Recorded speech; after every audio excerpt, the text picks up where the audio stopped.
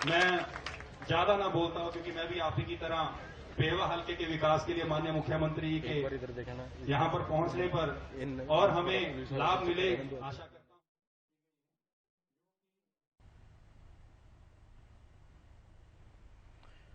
तो कुरुक्षेत्र में मुख्यमंत्री मनोहर लाल का ये जनसंवाद कार्यक्रम और आज आखिरी दिन है। मुख्यमंत्री मनोहर लाल जनता के बीच में पहुंचे हुए हैं, एक गांव में पहुंचे हुए हैं मुख्यमंत्री, और आप यहां पर लोगों की समस्याओं को सुनेंगे।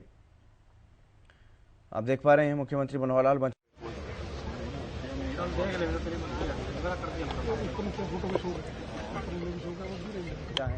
लोग हैं वो भी वहां पर पहुंचे हुए हैं। गांव थाना में लोगों की समस्याओं को सुन रहे हैं मुख्यमंत्री मनोहर लाल। अब लोगों की समस्याओं को मुख्यमंत्री मनोहर लाल यहां पर सुन रहे हैं। जनसंवाद कार्यक्रम मुख्यमंत्री मनोहर लाल का और आखिरी दिन है ये जनसंवाद कार्यक्रम का।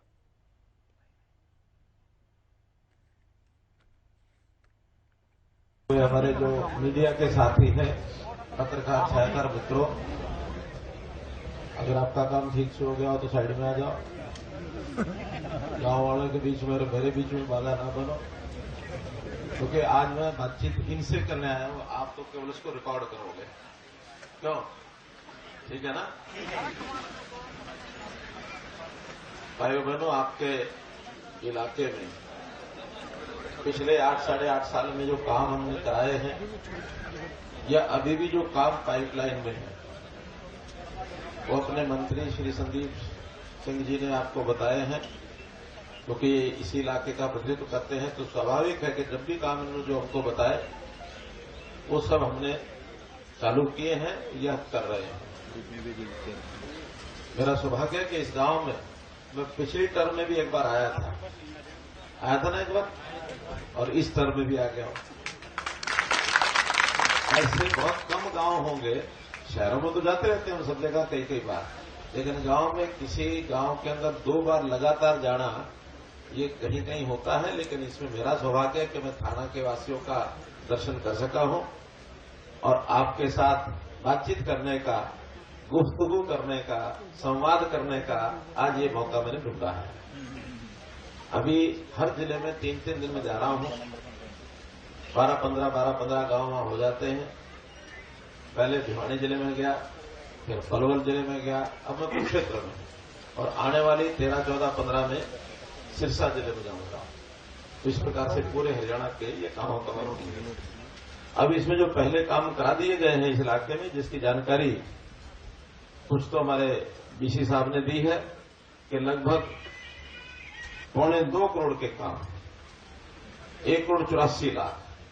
ये काम छोटे बड़े गलियों के हैं, गौशाला के हैं, नालियों के हैं, चौपाल के हैं, प्राइमरी स्कूल के हैं, कम्युनिटी सेंटर के हैं। तो ऐसे कई तरह के काम, ये सारे पढ़ूंगा तो टाइम लगेगा, कोई फायदा नहीं है। लेकिन यहाँ सड़कें भी इस विधानसभा में हमने जो पिछले दिनों में मंजूर की हैं, जिसका काम अब या तो शुरू हो गया होगा या टेंडर पूरे हो रहे हैं, खुल रहे हैं, तो इस महीने में शुरू हो जाएंगे। 2 सड़कें ऐसी हैं जो आपके बहुत नजदीक की सड़कें हैं, बाकी तो थोड़ा दूर की हैं।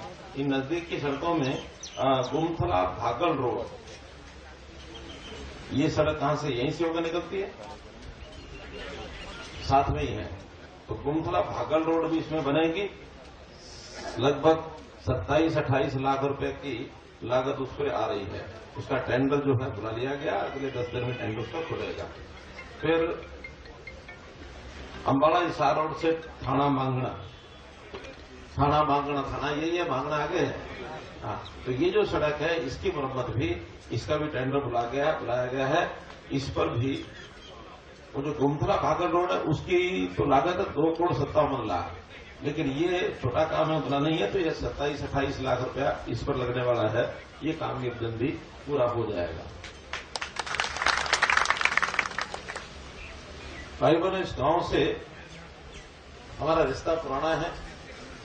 पुराने लोग भी आज यहां दिख रहे हैं, कुछ नए लोग भी आज यहां जो रास्ते मुझे मिले, साइड में जो जवान खड़े हैं जिनकी शक्लें शायद पहली बार देख रहे हैं। लेकिन कार्यकर्ता यहाँ, पुराने कार्यकर्ता भी काम करते हैं।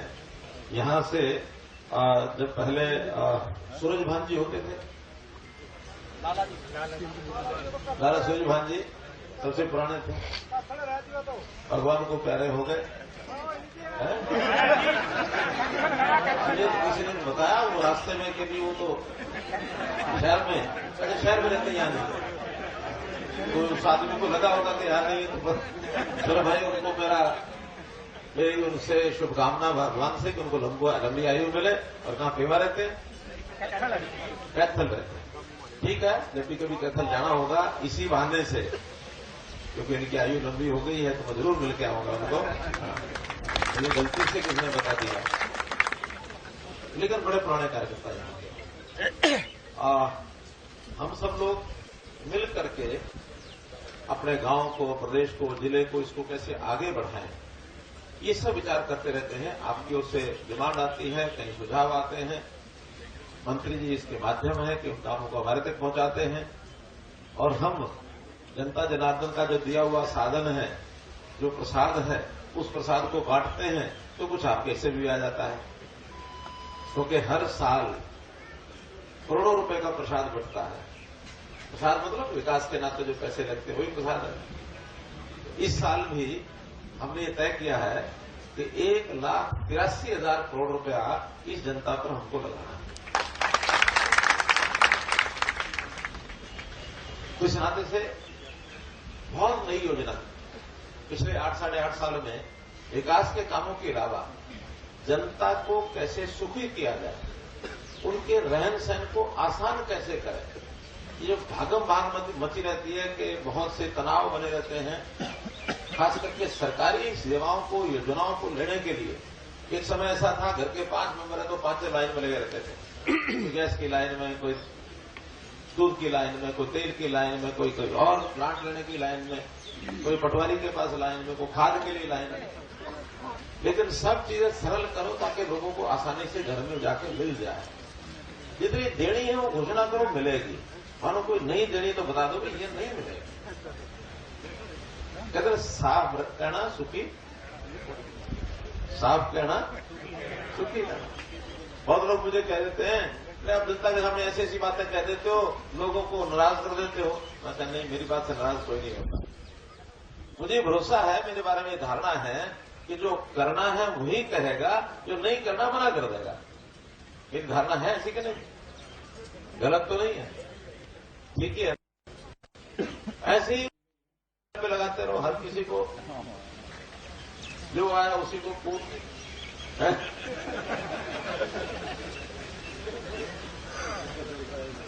तो बहुत ही सच्चे सुच्चे शासक के साथ चलना, ये हमारी नियति है। हमने कई उसमें से काम किए हैं कि जनता सोच भी नहीं सकती। प्रधानमंत्री जी ने कहा कि गरीब के परिवार में अगर कोई बीमार हो जाए, उसको अस्पताल में भर्ती कराना पड़ जाए, सरकारी अस्पताल में तो हम फ्री इलाज करते ही हैं, लेकिन प्राइवेट में भी कराने की जरूरत पड़े तो उसको पैसा न लगे, 5 लाख रुपए की गारंटी ये प्रधानमंत्री जी ने आयुष कार्ड के कारण से आपको दी कि नहीं दी? दी है ना? बहुत लोगों को लाभ हुआ होगा इसका। मेरी जानकारी के हिसाब से आपके गांव में जिन लोगों को लाभ हुआ है, बड़ी संख्या में वो लोग हैं। पहले मैं आपसे पूछना चाहूंगा कि यहां बैठे हुए लोगों के परिवार में या पड़ोसी को किसी ने प्राइवेट अस्पताल में इलाज करा के जिसका पैसा नहीं लगा, बहुत में इलाज हो गया, ऐसे कौन है जरा करे तो? 1 2 3 4 5 6 7 8 9। ये जो बुजुर्ग बीच में, हाँ बताओ किसका इलाज हुआ? हाँ करो, हाँ करो, किसका इलाज हुआ? नमस्कार। नमस्कार। लड़का चोट लग गई थी। अच्छा, उसकी दोबारा तो उसका मिशन में ऑपरेशन हो रहा है। अच्छा, कौन सा अस्पताल में? मिशन है सेवा। कोई पैसा लगा? पैसे भी शुरू में तो लिए थे 20-25 थे। शुरू में ले लिया? उस टाइम कार्ड दिखाया था हमको? कार्ड दिखाया था, वो कहने लगे भाई जो शुरू में आप करे आगे रिपोर्ट आवाज उसके पैसे लगे। उसकी कोई रसीद दी है? रसीद नहीं दी, मुहूर्त में ले लिया। सीएमओ है यहाँ?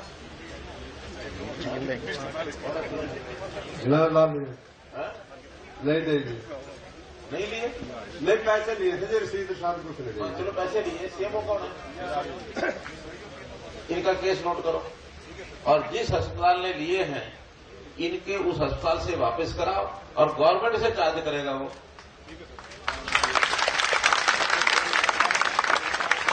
अगली बात सुन लो, वो भी इतनी जरूरी है कि इससे भी ले लिए और गवर्नमेंट से भी चार्ज कर लिए, ऐसा लालच जो कर सकता है ना, उसके खिलाफ एफआईआर करा दो। इनको पैसे वापस मिलने चाहिए। अगर जिस दिन इनका कार्ड बना है, इलाज उसके बाद हुआ हो तो, अगर वो इलाज पहले ही हो गया है फिर उसका दोष नहीं है। नहीं, कार्ड साथ में था बीमारी, मैंने कार्ड दिखाया, भाई कार्ड फिर चालू होगा, पहला ऑपरेशन के बाद होगा, पहला पैसा लगेगा आपका दवाई। ठीक है, वो सीएमओ इनसे मिल लेना। सीएमओ अब आपने मिलना नहीं है। आपका नाम क्या है? करमवीर है। कौन सा गांव है? थाना में। थाना गांव करमवीर। और अस्पताल का नाम लिख लो, मिशन अस्पताल के हुआ। चलो, ऐसे नहीं होगा, 5 लाख तक तो नहीं होगा।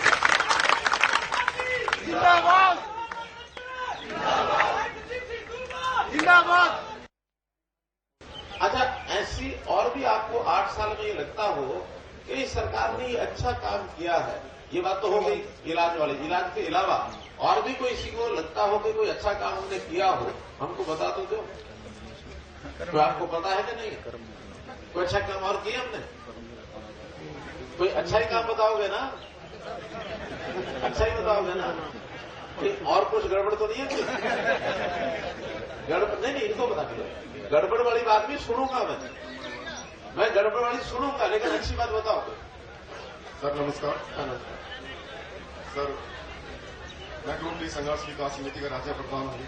ग्रुप डी संघर्ष विकास समिति का राज्य प्रधान हूँ। हाँ। यही पड़ोस का गांव है पीक मेरा सर। अच्छा, तो सबसे पहले तो मैं आपकी सरकार का धन्यवाद करता हूँ कि जिस हिसाब से आपने बिना खर्ची पर्ची से नौकरी दी है और पिछले 8-9 साल में जो किया है वो आज तक मैंने लग रहा है कि मैंने देखा नहीं कि कोई और सरकार ने ऐसा काम किया है।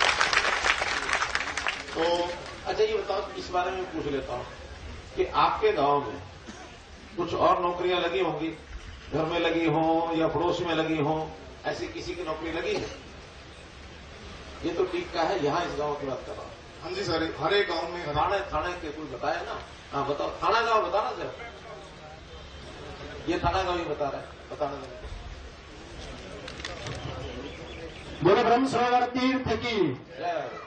माननीय मुख्यमंत्री जी, हमारे गांव के अंदर लगातार 8 साल से जो भी भर्ती आती है, हर एक भर्ती में पढ़ा लिखा बच्चा हर बार सिलेक्ट होता है। ये इस गांव की खासियत है जी। हमारे गांव के बुजुर्ग कहते हैं जो पढ़ेगा वो लगेगा। और पहले ये होता था, उससे 8 साल से पहले, जो चौधरी बनेगा, कुर्ते पजामे पहन के मंत्रियों से मिलेगा वो लगेगा। लेकिन अब ऐसा हुआ है, ये मेरा दोस्त मेरे साथ में खड़ा है, 3 नौकरियां छोड़ के अभी हरियाणा पुलिस में फिर से लगा है जी। मेरा दोस्त है जी, अभी चौथी बार लग रहा है। हाँ जी, तीसरी बार जी। पहले दिल्ली पुलिस में भी कांस्टेबल लगा था, अब वो छोड़ करके हरियाणा पुलिस में भी थोड़ा ज्वाइनिंग रह रही है जिनकी, लेकिन लग गया जी। अभी हमें कॉन्फिडेंस है कि और ज्यादा अच्छा कर पाएगा। पढ़े लिखे बच्चों की पूछ लो। हरियाणा पुलिस में लग गया है। हाँ जी, पिछली नौकरी छोड़ा है जी। अभी जल्दी क्यों छोड़ी? वो ज्वाइनिंग ही नहीं किया सर, ज्वाइनिंग नहीं की, क्योंकि दोनों एक ही दम आ गई, हरियाणा दिल्ली पुलिस कांस्टेबल भी और हरियाणा पुलिस भी, तो वो थोड़ा मामला अटक जाता है ना जी। एक बार नहीं बात। नमस्कार जी, बहुत बहुत धन्यवाद जी आपका। बहुत मैं निष्पक्ष तरीके से लगाऊंगी बिल्कुल। उस टाइम मेरी क्या थी कि दिल्ली पुलिस की ज्वाइनिंग के एक दिन बाद रिजल्ट आ गया फाइनल 17 जून को, लेकिन अभी ज्वाइनिंग रहती है। थोड़ा रिक्वेस्ट है हमारी ज्वाइनिंग हो जाएगी। थोड़ा पेज फंसा है, वो पेज निकल जाएगा। आप यहाँ वैसे 3,000 लड़कों की ज्वाइनिंग हो गई है, 2,000 बच्चे हैं, वो भी थोड़ा पेज फंसा हो जाएगा। कल हमारी तारीख है जी, बिल्कुल मालूम है मुझे, मालूम है।